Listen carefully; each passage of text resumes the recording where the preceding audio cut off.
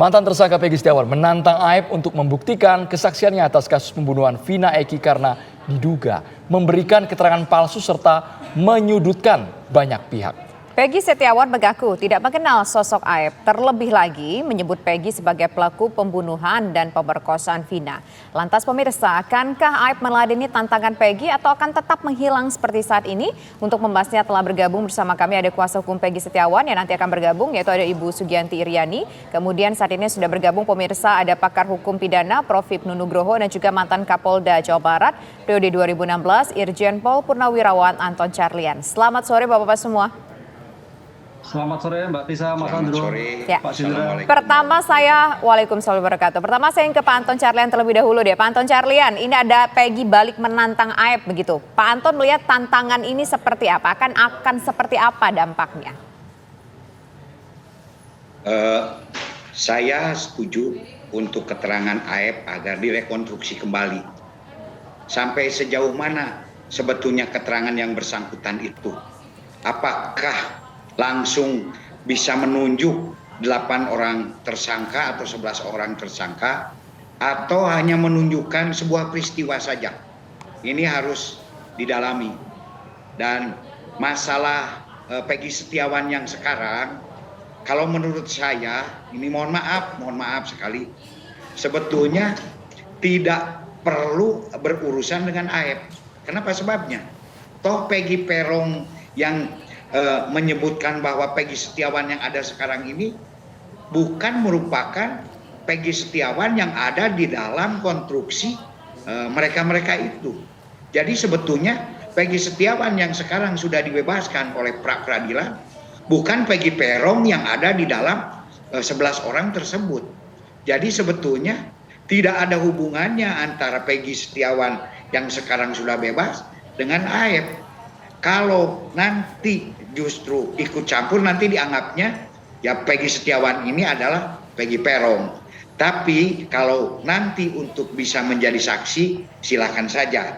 Karena jelas-jelas Peggy Setiawan sekarang kan sudah dibebaskan oleh hukum pra-peradilan, putusan pra-peradilan tersebut. Otomatis Peggy Setiawan yang sekarang ini tidak ada hubungannya sama sekali dengan kasus yang terjadi dalam pembunuhan Vina dan Eki. Nah, jadi di sini sebagai apa peran Peggy Setiawan yang sekarang?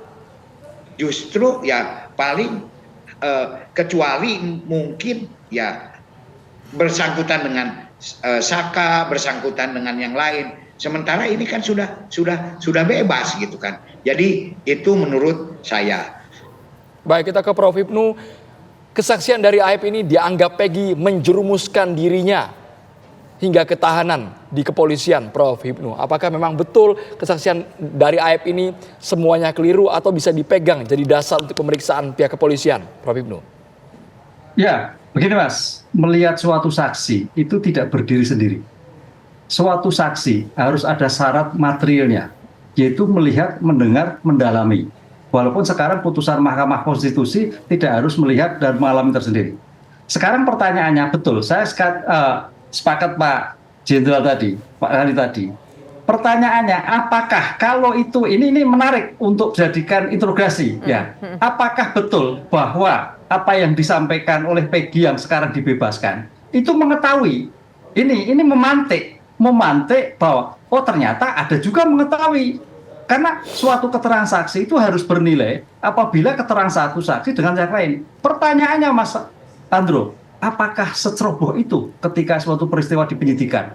Apakah seceroboh itu rangkaian pembuktian di PAP di kepolisian? Apakah seceroboh itu jaksa penuntut umum membuat suatu dakwaan yang menjelaskan antara dakwaan dan primer? Ini yang saya kira akan harus dibuka dalam suatu keterangan tersebut. Jadi kalau tantang menantang itu belum bisa. Tantang menantang harus berdasarkan bukti-bukti pendukung, bukti-bukti yang berkait yang menentukan bahwa Aib tidak terlibat atau yang sebaliknya Aib yang terlibat. Inilah yang saya kira suatu yang menarik ketika Peggy Setiawan yang sudah bebas dalam tanda petik bebas secara formil ini akan memberikan keterangan yang mungkin bisa memantik tahu, bisa-bisa nanti akan menjadikan suatu bukti baru lagi bagi Polda Jawa Barat. Ini Ini trik-trik yang saya kira harus diperhatikan dalam pengungkapan seperti ini sehingga bukti-bukti itu harus clean. Apakah terlibat atau tidak terlibat? Apakah dalam TKP atau tidak TKP? Begitu Mas Andrew. Ya, tapi begini Prof Hipnu, soal tantang menantang ini mungkin tidak akan ada artinya kalau cuma ngomong aku tantang nih si Aep begitu. Tapi kan kalau kita lihat soal tantang menantang ini sudah ada actionnya dari kuasa hukum Peggy, di mana ini dilaporkan Aep dan Dede. Gimana menurut Anda Prof Hipnu? Ya, betul. Keterangan saksi memang undang-undang perlindungan saksi yang lama, keterangan saksi itu dilindungi oleh undang-undang. Perubahan yang baru, keterangan saksi 2015 kalau nggak salah itu Pak, ketika memberikan keterangan yang tidak sebenarnya dianggap sumpah palsu. Jadi sebetulnya ini bagian dari tindak pidana tersendiri, bukan tindak pidana pembunuhannya. Tindak pidana sendiri ketika melakukan suatu keterangan yang tidak seperti apa yang ia dilihat. Jadi tampaknya masalah Peggy ini beranak Mbak. Pokok perkaranya belum selesai, tapi tambah perkara-perkara yang lain yang menjadikan terpidana menjadi bertambah seperti Aep ini. Sehingga hal yang wajar ketika suatu bukti yang disampaikan keterangan itu tidak sesuai. Pertanyaannya, saya masih berpikir pada penegak hukum 2016 itu ya profesional. Apakah amburadul seperti itu? Apakah tidak profesional seperti itu melihat suatu keterangan? Karena apa? Di dalam suatu keterangan di pembuktian itu akan dikonfrontasi. Baik keterangan saksi, baik dengan bukti, baik keterangan-keterangan yang lain. Konfrontasi itu yang menentukan bahwa dicurahkan Aep betul, dia menyatakan Aep salah. Ini yang saya tidak ngerti. Bagaimana peradilan seperti itu? Itu Mbak Tisa, kalau seperti ini. Baik Prof Hipnu, saat ini sudah bergabung juga bersama kita ada kuasa hukum dari Peggy Setiawan, Ibu Sugianti Iriani. Ibu Sugianti sudah bisa mendengar kami, Ibu Sugianti? Sudah. Ibu Sugianti, kami ingin tahu pernyataan dari Peggy Setiawan yang ingin menantang Aep sebenarnya posisinya. Pernyataan Aep mana yang dianggap sangat keliru, tidak sesuai dengan fakta kejadian, Ibu Sugianti? Saat Aep mengatakan bahwa melihat Peggy dari kejauhan itu kan pada malam hari dan motor Peggy saat itu sudah berubah warna menjadi kuning dan ungu, tidak pink. Dari mana dia tahu kalau motor Peggy itu berwarna pink, dan dia juga melihatnya dari jarak 100 meter di malam hari. Makanya Peggy ingin bertemu Aep untuk mengatakan kenapa Aep mengatakan hal-hal yang tidak sesuai dengan fakta. Itu aja. Mungkin Peggy bukan menantang tapi ingin ketemu dan menjelaskan kenapa Aep berkata seperti itu, padahal Peggy juga nggak kenal dengan Aep. Oke. Ibu Sugianti, saat ini kalau nggak salah saya lihat Ibu bersama dengan keluarga Peggy. Apakah Peggy-nya ada bersama Ibu?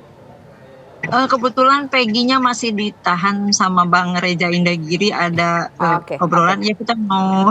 Oke, baik. Nah kalau begitu kita ngobrol dengan Ibu aja nih, Ibu Sugianti. Kalau menurut Peggy, Aep ini siapa sih? Dia kenal nggak sih sama Aep ini dan bagaimana hubungan mereka? Katanya kan mereka temen pernah tahu ya di zaman-zaman dulu gitu. Ada masalahkah sebelumnya? Peggy sama sekali tidak mengenal Aep. Peggy tidak kenal dengan Aep, tidak tahu sama Aep. Aep itu bukan orang Cirebon, dia adalah orang Bekasi yang kos di Cirebon, dan Peggy tidak pernah ketemu dan tidak kenal dengan Aep. Makanya Peggy pengen tahu Aep itu seperti apa dan pengen bicara baik-baik dengan Aep. Kenapa dia tidak kenal dengan Peggy tapi dia memberikan keterangan yang menyudutkan Peggy, mungkin seperti itu. Baik, artinya pernyataan Aep yang menyatakan bahwa Peggy dan gerombolannya kerap berkumpul di lokasi tempat dirinya bekerja, itu tidak benar. Peggy kan tidak pernah mengenal Aep dan tidak pernah komunikasi dengan Aep, dan Peggy pun saat itu memang sedang bekerja di Bandung. Oke, baik.